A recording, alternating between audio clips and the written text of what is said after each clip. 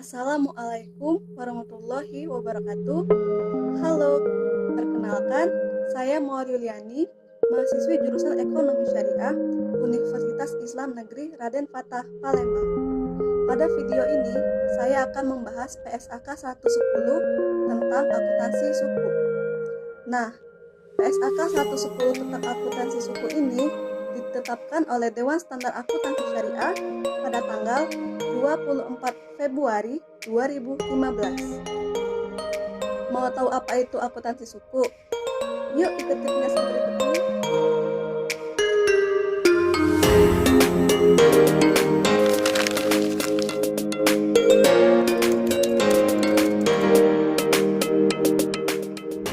Sukuk atau yang sering disebut dengan obligasi syariah adalah efek syariah berupa sertifikat atau bukti kepemilikan yang bernilai sama dan mewakili bagian yang tidak tertentu, tidak terpisahkan, dan tidak terbagi.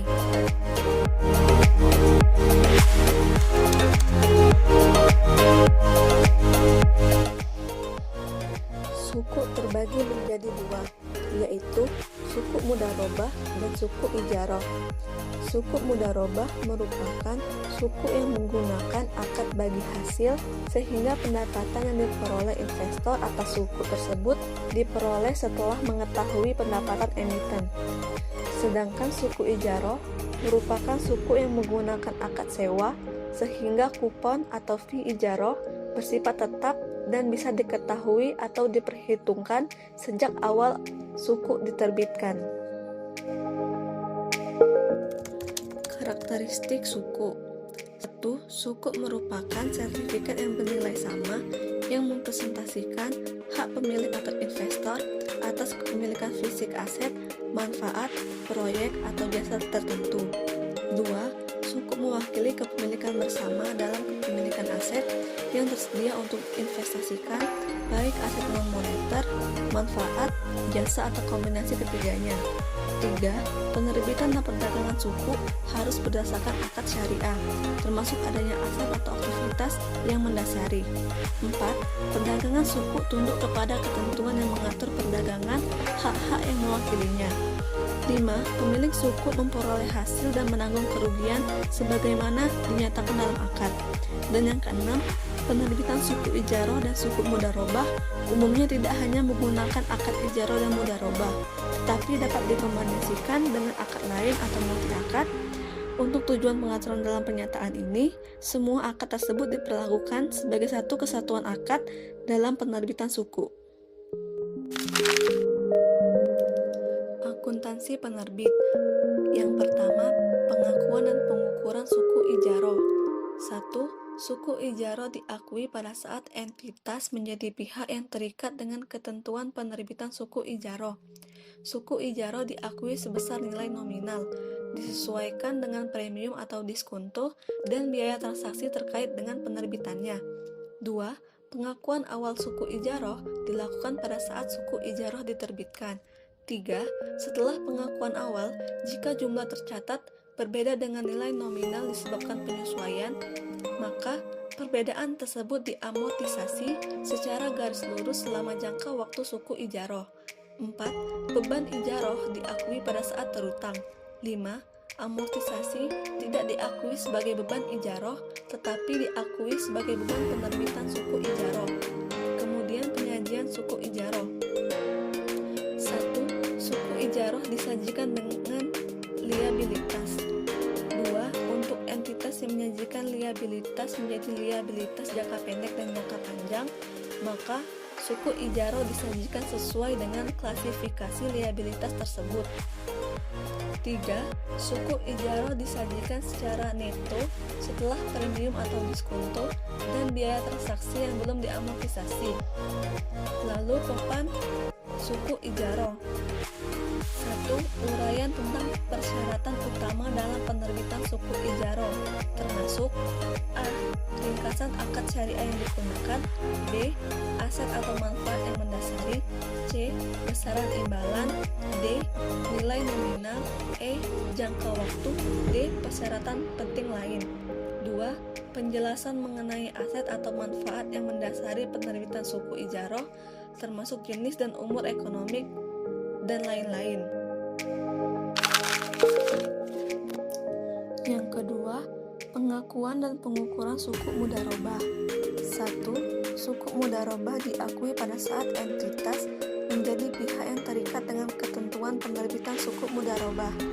Suku mudharabah diakui sebesar nilai nominal, biaya transaksi diakui secara terpisah dari suku mudharabah. 2. Pengakuan awal suku mudharabah dilakukan pada saat suku mudharabah diterbitkan. 3. Biaya transaksi diamortisasi secara garis lurus selama jangka waktu suku mudharabah. 4. Amortisasi diakui sebagai beban penerbitan suku mudharabah. 5. Bagi hasil yang menjadi hak pemilik suku mudharabah diakui sebagai pengurangan pendapatan, bukan sebagai beban. Kemudian penyajian suku mudharabah. 1. Untuk entitas yang menyajikan dana syirkat temporer secara terpisah dari liabilitas dan ekuitas, maka suku mudharabah disajikan dalam dana syirkat temporer. 2.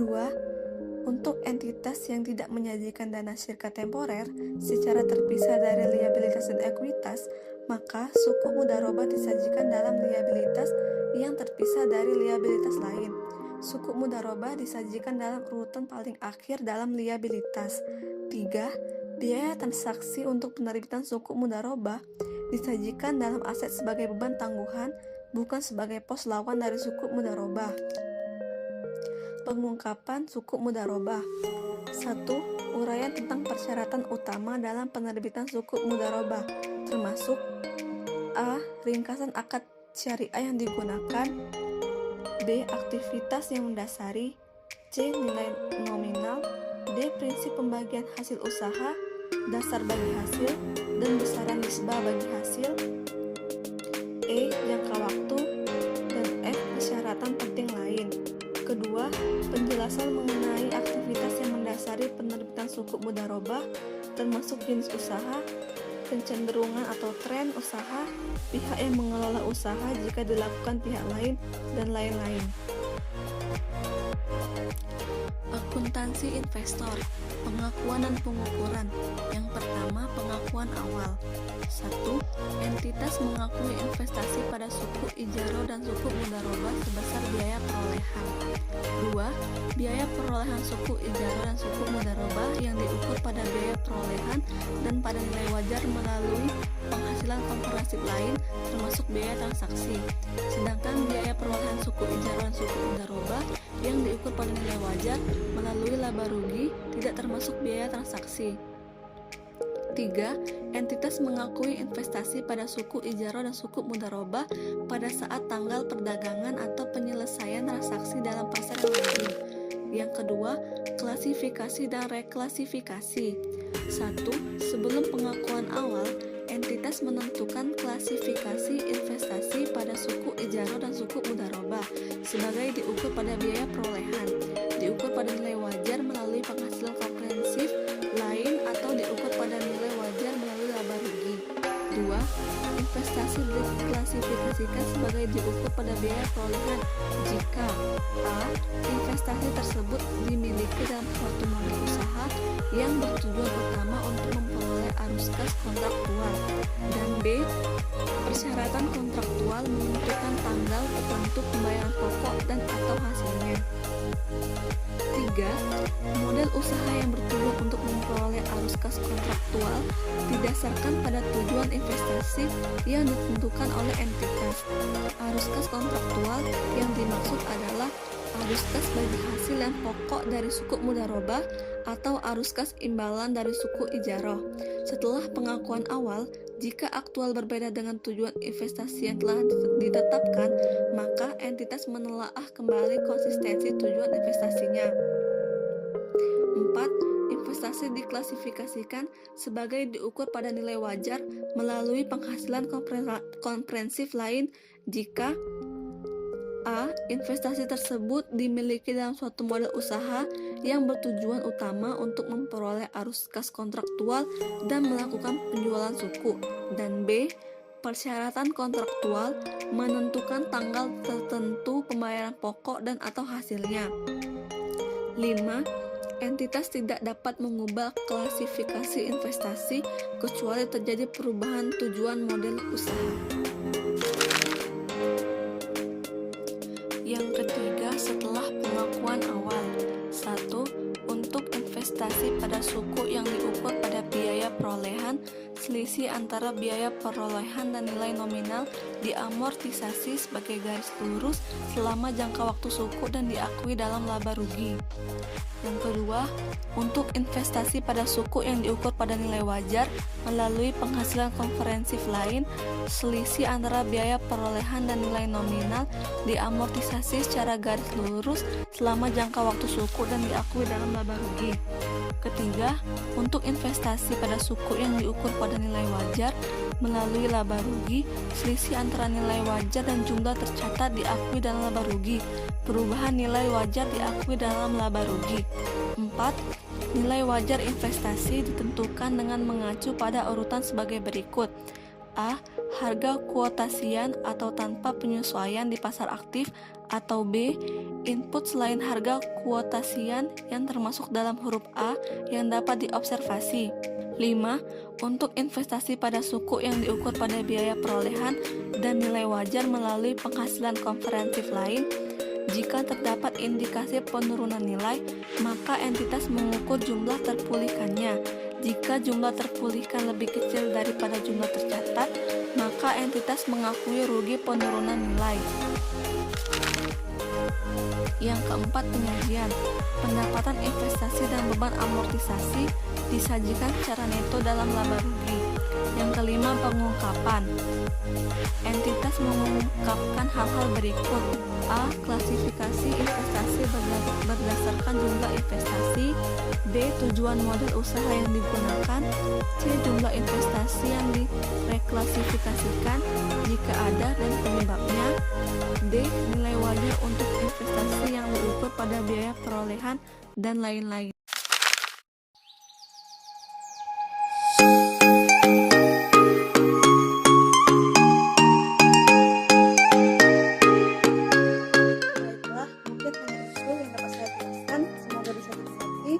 Lebih dan kurangnya saya mohon maaf.